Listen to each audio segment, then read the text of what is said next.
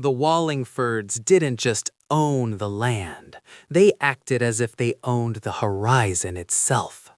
Their estate, Gilded Oaks, was a 60-acre masterpiece perched on the cliffs of Newport, Rhode Island. It was a place where the grass was manicured with scissors and the air always smelled faintly of sea salt and old money. For the Wallingford dynasty, life was a carousel of garden parties, charity galas, and polo matches, a golden cage built on 4 generations of railroad tycoons and venture capitalists. I knew every inch of that cage, but I was never allowed inside. My name is Silas Vance. I was the son of Thomas, the estate's head groundskeeper. While the Wallingford children, Sterling IV and Eleanor, were tutored in French and equestrianism, I spent my childhood pulling weeds and fixing irrigation lines. I was part of the invisible infrastructure, the staff who made the magic happen but were never meant to be seen. But I had a secret weapon, a restless, hungry mind. While the rich kids partied, I studied. I devoured books from the local library and eventually clawed my way to a full scholarship at MIT for civil engineering. I was building a bridge out of my social class, brick by brick. There was just one tether pulling me back, Eleanor.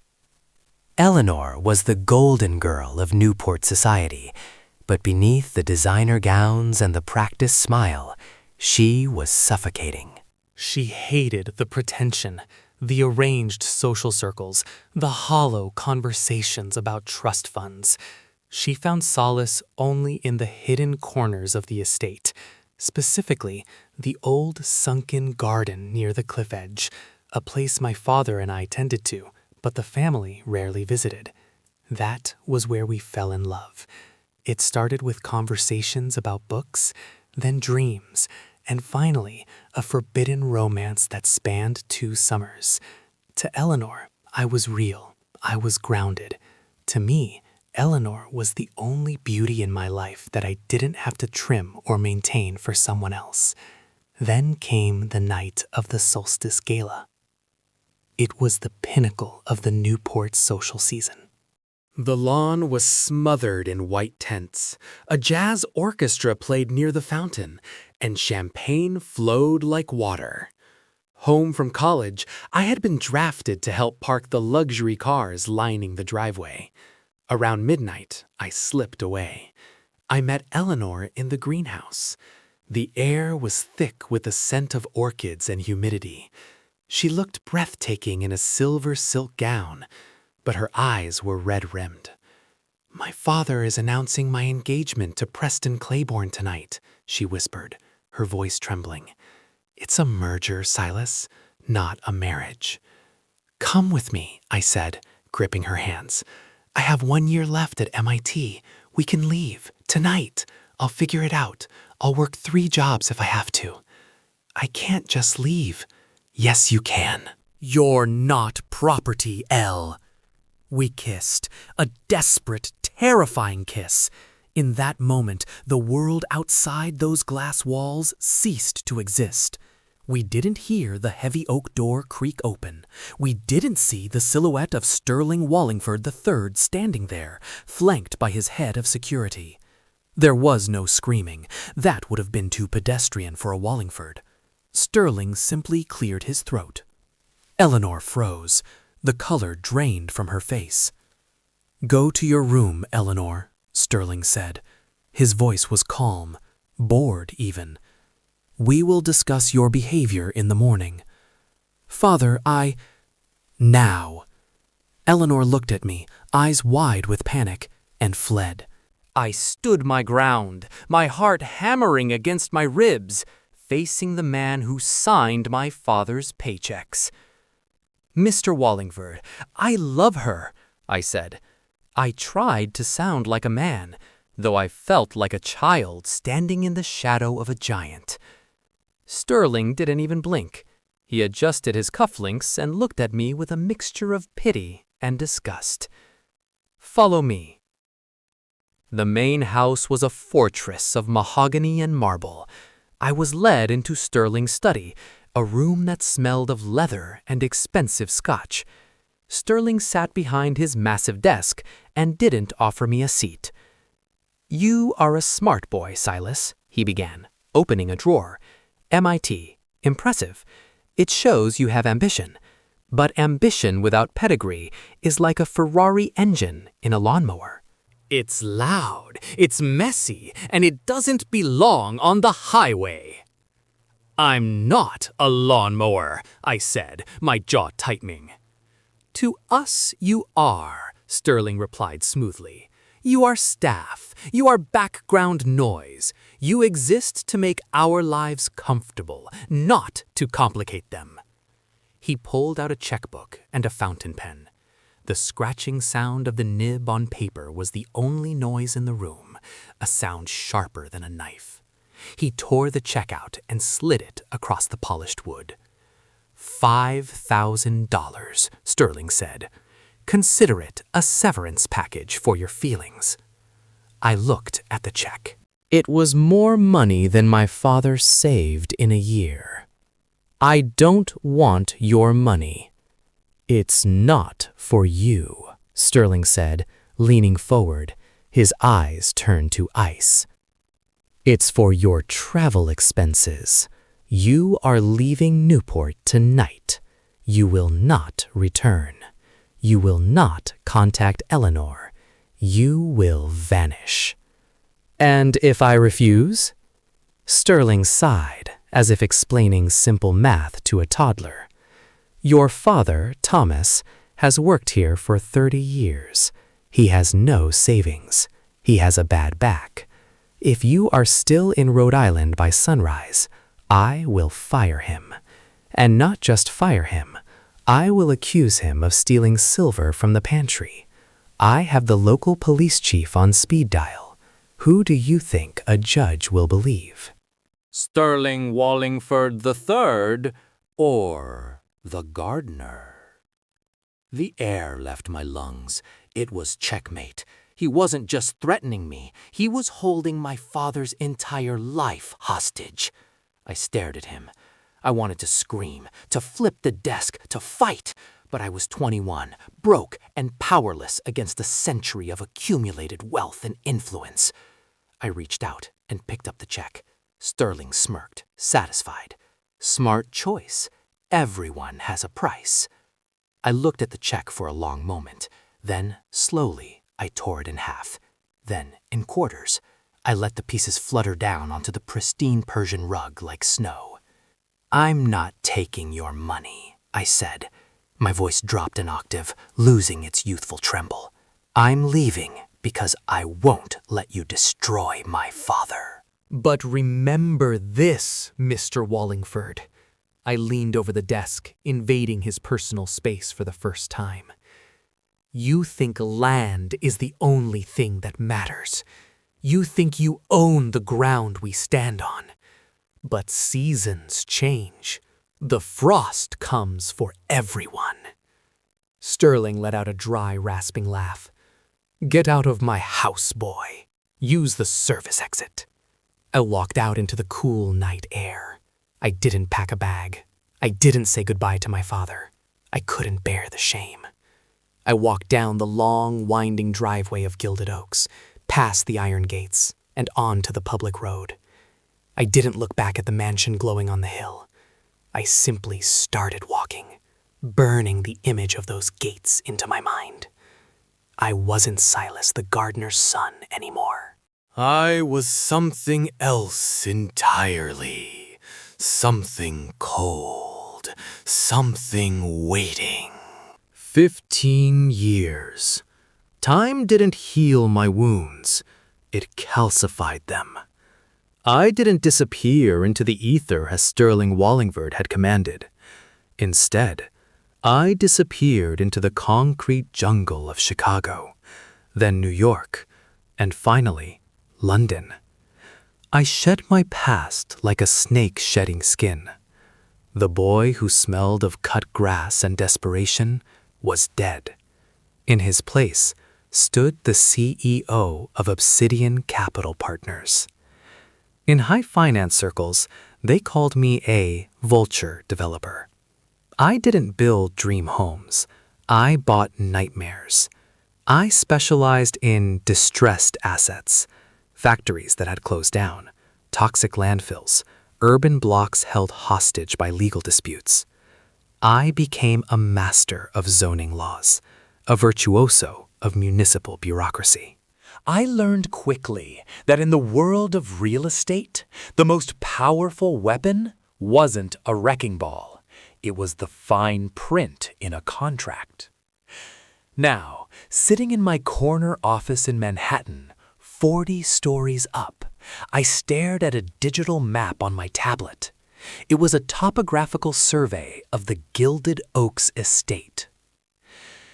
"The asset is bleeding," my attorney, Marcus, said, placing a thick dossier on my glass desk.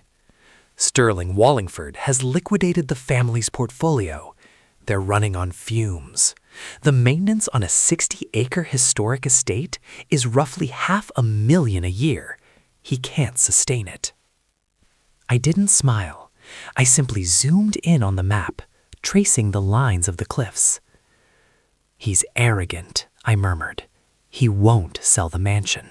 He'd rather starve in the dark than give up the address. So, what's his move? He's partitioning, Marcus replied. He's listed the 50 acres of buffer woodland that surrounds the main house. He wants to sell it to a developer for luxury condos. He thinks it will raise his property value and give him the cash injection he needs. I picked up my coffee. Black, no sugar. He's selling the shield to save the castle. Precisely. But there's a catch. The zoning. My eyes snapped to Marcus. This was the detail I had been hunting for. Talk to me. According to the Newport Municipal Archives, Marcus read, suppressing a wolfish grin. 30 years ago, Sterling's father petitioned the city to keep those 50 acres zoned as industrial, agricultural mixed use. Why? Because the property tax on industrial land is 40% lower than residential. They never changed it back because they never intended to sell.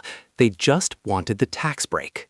I stood up and walked to the floor-to-ceiling window. The city lights of New York sprawled out below me, a grid of power and electricity. "So, legally speaking," I said softly, the realization settling in like a heavy stone, that land isn't for luxury condos. It's for factories, warehouses. Or waste management. Legally, yes, but no one has noticed. The real estate listing assumes it can be easily rezoned for residential use. "Buy it," I commanded. "Sir, the asking price is $12 million. It's steep." "Offer him 15, I said, turning back to Marcus. "Cash, closing in 48 hours, no inspections, no due diligence, but I want strict anonymity. Use the shell company in Delaware. Sterling must not know who is buying the land until the ink is dry." Newport, Rhode Island. I didn't need to be there to know what happened next. I knew Sterling. I knew the smell of his desperation. He would see the offer, Obsidian Holdings LLC, $15 million, and he wouldn't see a trap. He would see a lifeline. He would ignore his lawyer's warnings about the easement clauses. He wouldn't care that the contract granted the new owner unrestricted access to the main service road, the road that cut right through his front gate. He would sign. He would celebrate.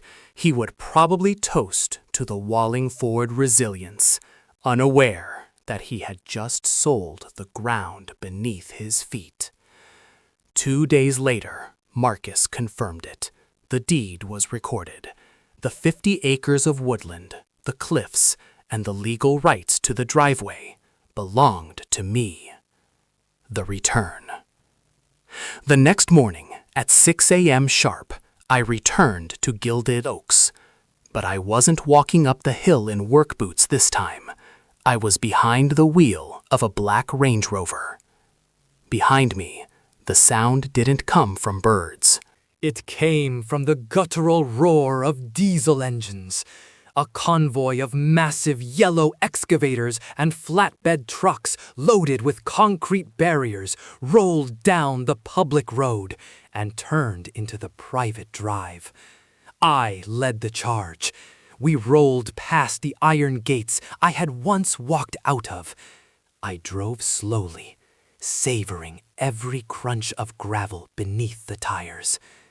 I pulled up right in front of the main fountain, the engine purring like a predatory cat. The front door of the mansion flew open. Sterling Wallingford III rushed out onto the porch, barefoot, wearing a silk robe. He looked smaller than I remembered, older. The arrogance was still there, but it was brittle now. I killed the engine. The convoy behind me idled, a mechanical army waiting for orders. I opened the door and stepped out. The morning air smelled exactly as I remembered, sea salt and old money. I adjusted the cuffs of my charcoal suit, buttoned my jacket, and looked up at the house. Sterling froze on the porch. He squinted against the morning sun. He looked at my face, older, harder, a map of scars he couldn't see. Then he looked at my eyes. Recognition hit him like a physical blow. The color drained from his face. "Good morning, Sterling," I said, my voice carried across the silent lawn. "I believe you're standing on my easement." Sterling stood on the porch, the sea breeze flapping the hem of his silk robe. He looked like a king whose castle had suddenly been besieged by barbarians. "Get off my property!" he spat, his voice trembling with a cocktail of rage and disbelief. "I don't care if you bought the wood, Silas. This driveway is private. You are trespassing." I didn't flinch.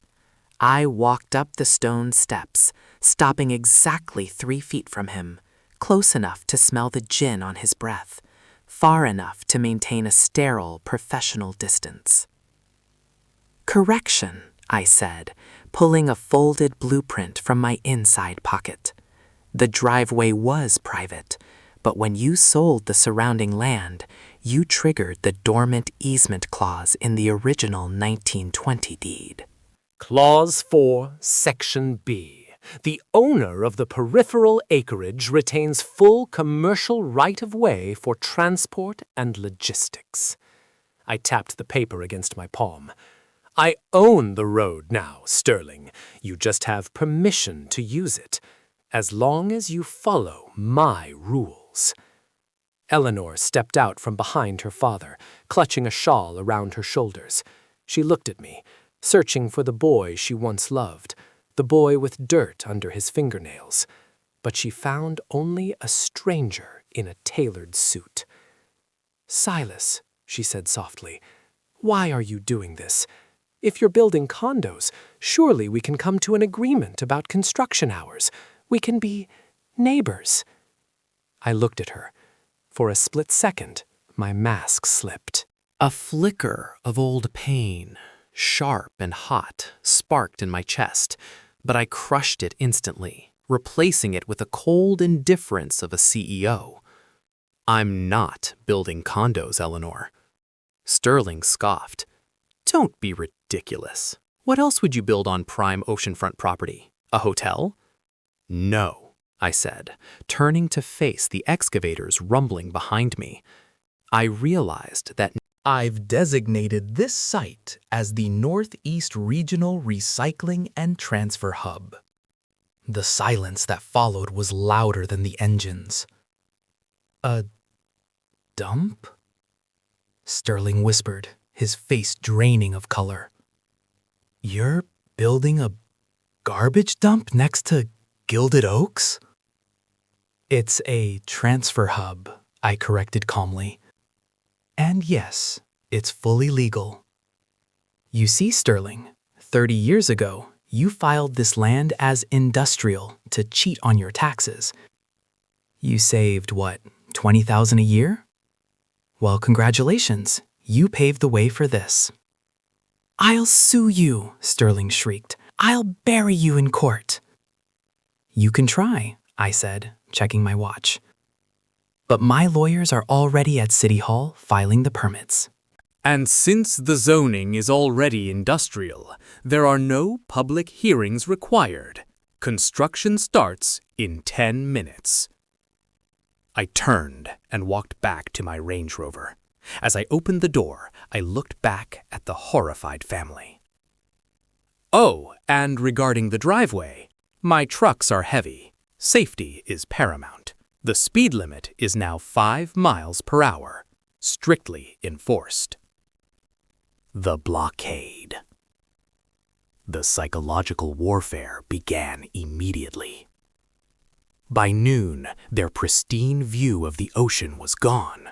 In its place, my crew erected a 12-foot-high chain-link fence topped with razor wire. It ran the entire perimeter of the Wallingford's remaining lawn, effectively putting them in a cage. Then came the noise. The rhythmic beep, beep, beep of reversing trucks became the soundtrack of their lives. The smell of diesel fumes replaced the scent of hydrangeas. But the true genius of my plan was the road. The driveway was a 2-mile winding path through the woods. It was the only way in or out. 2 days after the confrontation, I received a report from my site foreman. Sterling had dressed in his best suit, intending to go to the yacht club to rally his friends and find a lawyer. He got into his vintage Bentley, fired up the engine, and roared toward the gate. He didn't get far. I had deployed a massive, rusted dump truck to crawl uphill at exactly 5 miles per hour. My foreman told me Sterling honked. He flashed his lights. He screamed inside the leather cabin of his car. But my driver followed orders perfectly. He didn't speed up. He didn't pull over. He simply chugged along, spewing black exhaust directly into the Bentley's ventilation intake. The drive to the main road, which usually took 5 minutes, took 45. When Sterling finally reached the exit, sweating and smelling of fumes, he met the final hurdle. A security guard in a neon vest, on my payroll, stopped him. ID check, please, the guard said cheerfully. I live here, Sterling had screamed. I am Sterling Wallingford. Protocol, sir, the guard replied, pointing to the sign I had installed. Construction zone, authorized personnel only. Need to log all vehicles. Safety first. The isolation. Weeks turned into months. My transfer hub grew. Massive metal hangers rose up, blocking the sunlight. The grinding of metal on metal was constant.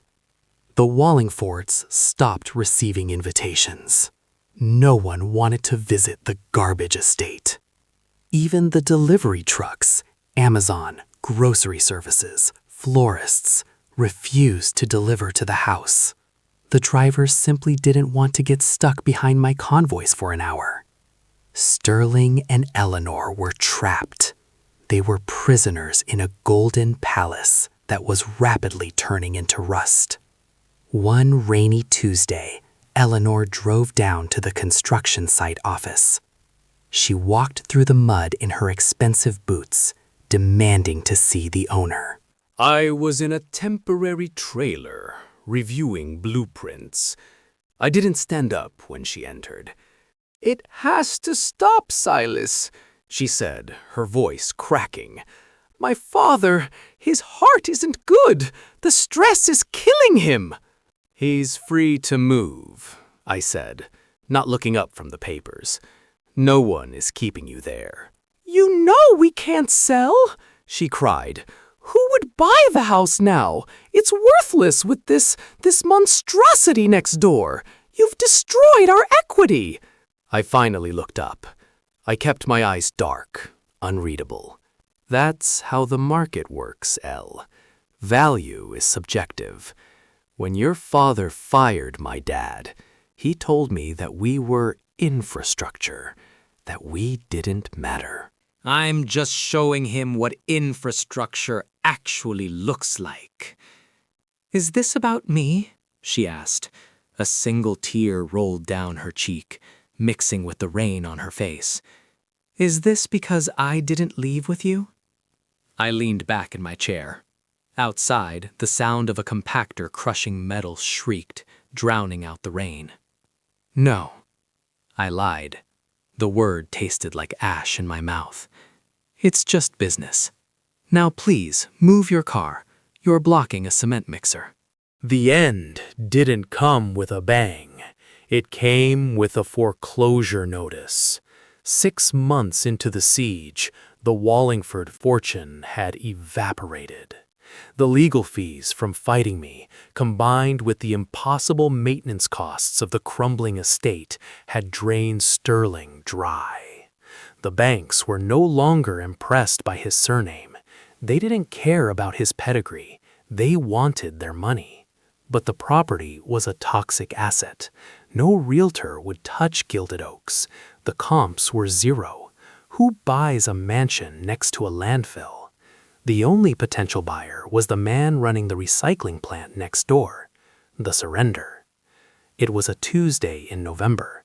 The sky was a bruised purple, threatening a winter storm. I watched from the window of my trailer as Sterling walked down the muddy path. He didn't take the Bentley. I knew for a fact it was out of gas, and he couldn't afford to fill it. He knocked on the metal door. "Come in," I called out. Sterling stepped inside. My trailer was warm, smelling of coffee and blueprints. I sat behind a simple metal desk. I didn't smile. I didn't gloat. I just looked efficient. "I'm done," Sterling said. His voice was a hollow shell of his former baritone. "Take it. Buy the house. Just let us leave." I nodded slowly. I opened a drawer and pulled out a contract that had been ready for months. "The offer stands," I said. "Assessed land value only.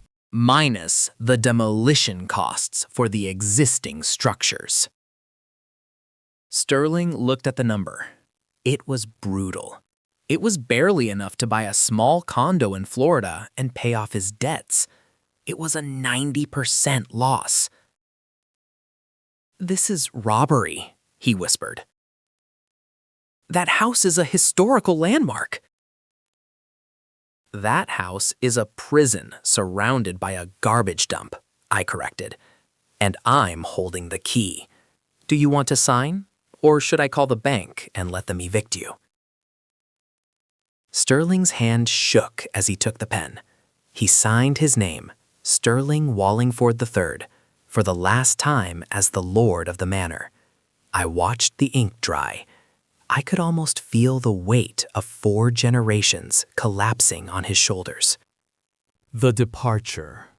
3 days later, a moving truck, which I allowed to pass through my security checkpoint, loaded the last of the Wallingford heirlooms. Eleanor stood by their car, looking at the house one last time. I was standing by the fence. She walked over to me. She didn't look angry anymore, just tired, just sad. "You won," she said. "You proved your point. You're powerful. You're rich. You're the king of the hill." "It wasn't about being king," I said quietly. "What will you do with it?" she asked, looking at the mansion. "Will you live in my room? Will you sleep in the master bedroom?" "No," I said. "Ghosts don't make good roommates." Eleanor got into the car next to her defeated father. As they drove away down the long easement road, I radioed my drivers. The garbage trucks pulled over to the shoulder, creating a path. It was a guard of honor made of steel, rust, and silence. The aftermath. The moment the Wallingford's taillights disappeared around the bend, the noise stopped. I picked up my phone, shut it down. It was that simple. Within a week, the heavy machinery was gone. The transfer hub signage was taken down. The trucks disappeared. The noise and the smell vanished with the wind. It had never been a business. It was a siege engine. I stood on the front lawn of the empty mansion. I held the sledgehammer in my hand. I wasn't going to live there. I wasn't going to flip it for a profit. I swung the hammer into one of the marble pillars on the front porch. The crack echoed like a gunshot. It was the sweetest sound I had ever heard. Epilogue. The Fertilizer. 2 years later. The iron gates were still there, but the Wallingford crest had been removed. In its place was a modest bronze plaque. The Silas Vance School of Horticulture and Landscape Architecture. The mansion was gone. In its place stood a modern glass-walled campus designed to blend into nature, not dominate it. The 60 acres were now a thriving botanical garden and research center. I walked through the atrium. The school was full of students, kids in work boots with dirt under their fingernails and rolled-up blueprints in their hands. Kids who looked like I used to look. They were learning engineering, botany, and design. They were on full scholarships. I walked to the edge of the cliff, to the old gardener shed, the place where my father used to eat his lunch alone, because he wasn't allowed in the main house. I had preserved the shed. It was untouched. I sat on the bench outside, watching the Atlantic Ocean churn against the rocks.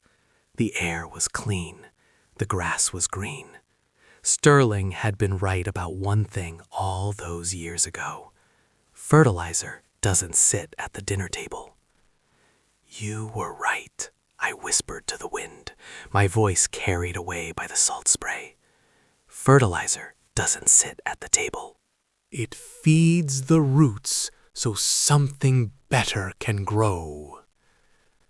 I closed my eyes, finally listening to the sound of the waves. I owned the land, but more importantly, I owned the silence. In the end, Silas Vance's war did not conclude with simple destruction, but with a new foundation. While the Wallingford dynasty suffocated under the weight of its own arrogance and lost luxury, Silas built a future for the children of the working class on that very soil. The story leaves us with a singular truth. Some families bequeath fortunes, leaving their heirs weak and dependent.